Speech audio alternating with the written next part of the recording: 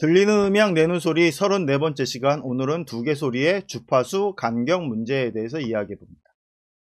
지난 시간에 기저막 유모세포의 주파수 감지 영역에 대해서 이야기할 때 주파수를 어떻게 우리가 인식하는지에 대해서 위치이론과 주기성 감지이론에 대해서 설명을 했었는데, 주기성 감지이론은 고막에 주기적으로 소리 파동이 쳐서 흔들리는 주파수를 느낀다고 하는 게 주기성 감지 이론이고요. 이 고막을 통해서 이소골을 흔들고, 이소골이 이 기저막에 있는 선모세포를 흔들어서 그 말초신경 선모의 위치에 따라서 주파수를 감지한다고 하는 게 위치 이론입니다. 말초신경 선모에 어떤 부분이 자극되었느냐에 따라서 주파수를 감지한다는 것인데, 이 부분에 대해서는, 요 설명에 대해서는 지난 그 시간에 얘기했던 기저막 유모세포의 주파수 감지 영역에 관련된 강의에서 확인해 보시기 바랍니다.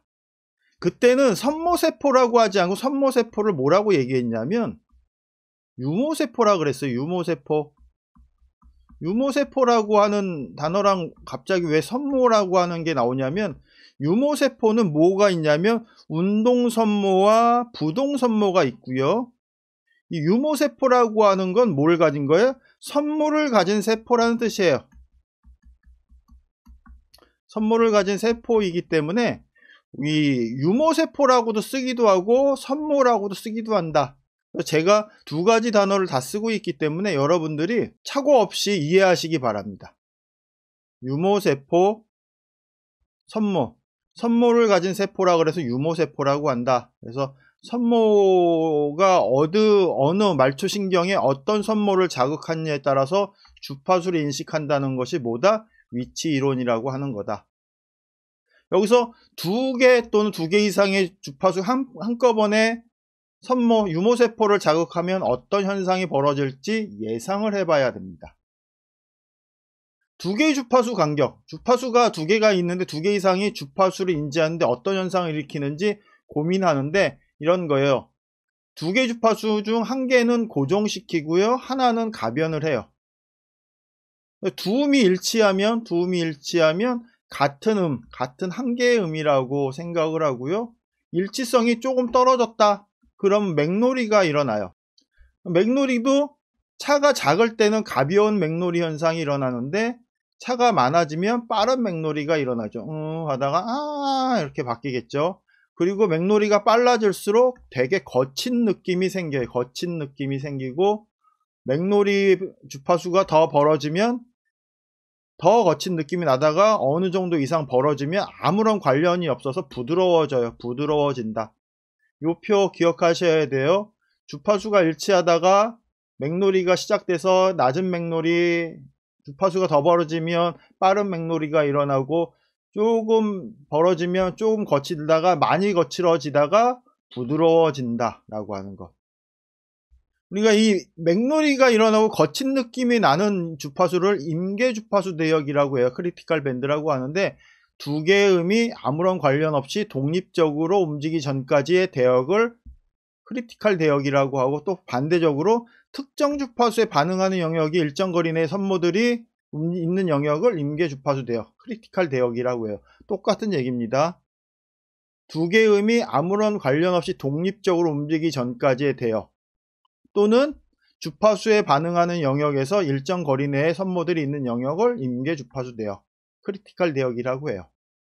여기서 우리가 생각해야 될 건, 기저막을 이렇게 쫙 펴놓은, 달팽이관을 펴놨을 때 이 기저막 말초신경, 신경선모, 유모세포는 가청 주파수 대역을 감지하고 있는데요. 입구의 유모세포 선모는 고음부, 여기는 고음부, 여기는 저음부에 반응한다는 거예요.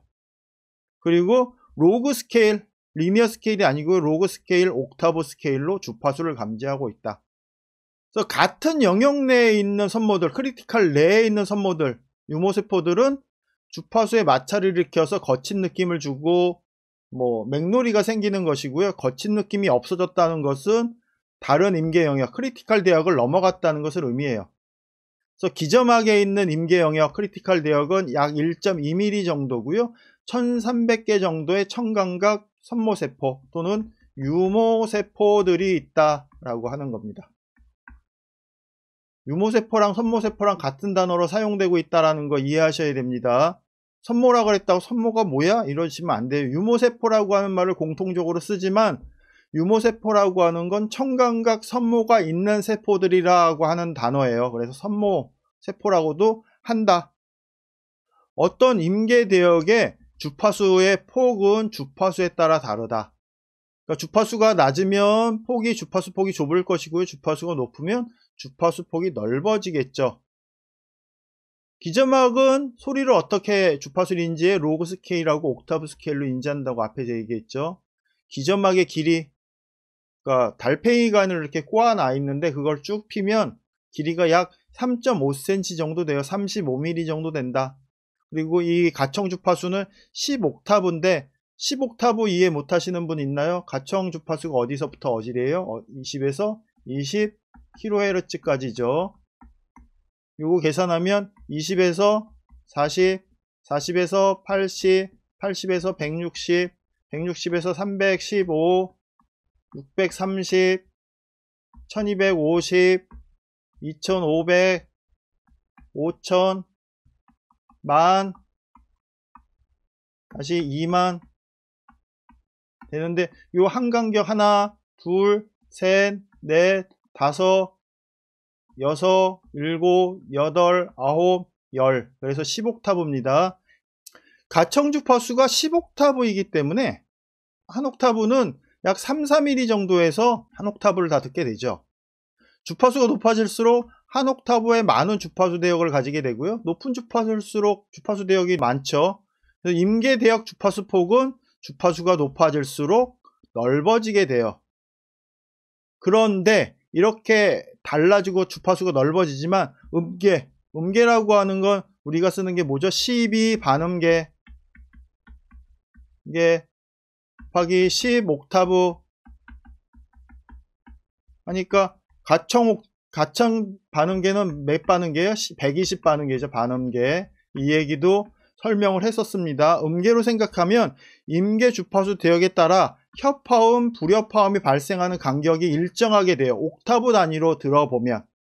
그러니까 임계 주파수는 주파수로 따지면 주파수가 올라갈수록 넓어지지만 옥타브로 따지면 같은 간격이라는 거예요.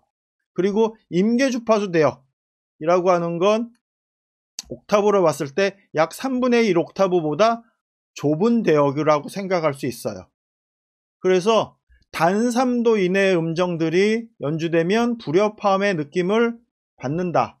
여기 단 3도가 뭐죠? 장3도 먼저 알죠? 장3도 도, 레, 미 했을 때 요 도에서 미까지 사이가 장3도고요. 단 3도는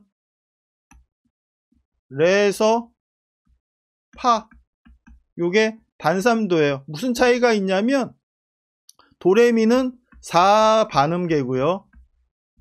레에서 파는 3반음계예요. 3반음계 이내의 소리를 같이 연주하면 불협화음 느낌이 난다라는 거예요. 여러분들 옆에 피아노 있으면 한번 눌러보세요. 도레미에서 3도 누른 거랑 레에서 파를 누른 거랑 소리의 화음의 느낌이 달라요. 그래서 장3도는 화음이 협화음으로 느껴지지만 단3도 이내에는 서로 간섭을 하기 때문에 불협화음을 느끼게 받게 되는데 파동이 불협화음이 되는 게 아니고요. 우리의 귀가 불협화음으로 인지한다는 거예요. 소리를 그렇게 듣는다는 거지. 협화음, 불협화음으로 듣는다라는 겁니다. 크리티컬 대역, 임계 대역 안에서 연주되는 두 개의 악기보다 임계 대역을 벗어나서 연주하는 두 개의 악기가 부드럽고 협화음으로 아름답게 더 크게 들리게 되죠. 임계 대역 안에서 단3도 안에 있는 두 개의 소리는 서로 간섭해서 탁한 소리로 작게 들리게 만들어요. 상대적으로 불협화음은 탁하고 작게 들리고요. 협화음은 크고 아름답고 부드럽게 들려요. 이유는 임계대역을 벗어나는 합주는 별도의 소리, 그래서 맥놀이 없는 부드러운 소리로 들리기 때문이고요. 이 합주할 때 옥타브 대역에 따라서 여러 가지 악기를 배열하죠. 어느 범위 이렇게 악기를 배열하는 이유도 이런 이유예요. 같은 임계주파수 대역, 크리티컬 대역에서는 음질을 악화시키고 약화시키고 악화시켜요. 약화시키고 악화시키는 역할을 해요. 근데 문제는 이거예요. 모든 소리는 기본음의 배음의 합인데 배음이 무한대까지 가거든요. 근데 6배음 이상의 배음들은 같은 임계대역 안에 있는 경우가 생겨요.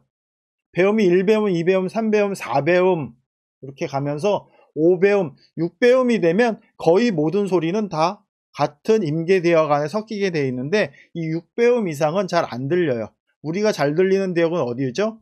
3에서 4kHz 대역이 잘 들리고요. 그리고 15kHz 이상 잘 안 들립니다. 6배음 이상 소리는 이 영역에 들어가요. 그래서 안 들리게 돼요. 그래서 좋은 악기 소리는 어디에 소리가 잘 배음이 좋은 소리냐면 그 저차 배음, 낮은 배음이 좋은 소리가 굉장히 좋은 악기가 큰 소리를 내게 되고요. 이 대역이 무슨 대역으로 연결이 돼요? 포먼트라고 하는 주파수 영역, 포먼트 대역으로 연결이 되죠. 이런 관계들을 여러분들이 다 이해를 하셔야 돼요. 소리가 우리 귀가 어떤 주파수를 잘 듣는지, 그 주파수 대역에서 포먼트라고 하는 주파수 대역이 무엇을 의미하는지, 그리고 이런 것을 이용해서 우리가 믹스를 할 때 소리를 얼마나 더 이쁘게, 멋있게, 잘나게, 잘 들리게 만들어낼 수 있는지, 이런 이론들을 베이스로 깔고 여러분들이 믹스를 해야지 누가 컴프레서를 어떻게 쓴다, 이퀄라이저를 어떻게 쓴다, 어떤 이펙터를 쓰니까 좋다, 막 이런 것들은 누군가 이걸 만들어 놓은 거예요. 이런 이론을 가지고 만들어 놓은 건데 그 이론을 모르는 상태로 여러분들이 이걸 사용한다면 아무 의미 없어지는 거죠. 제가 여러분들한테 얘기하고 싶은 건 이거예요. 항상 이론의 근본에서 음악이든 음향이든 해라. 그리고 믹스를 하고 화음을 만들어야 되고 아름다운 소리를 만들어야 한다라는 겁니다. 우리의 귀가 소리를 어떻게 듣는지도 모르면서 이게 이쁜 소리야, 이게 좋은 소리야 얘기하는 건 어불성설이다라는 거죠.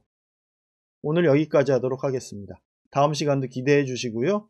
여러분 화이팅 하시고 열심히 공부해서 최고가 되시기 바랍니다. 감사합니다.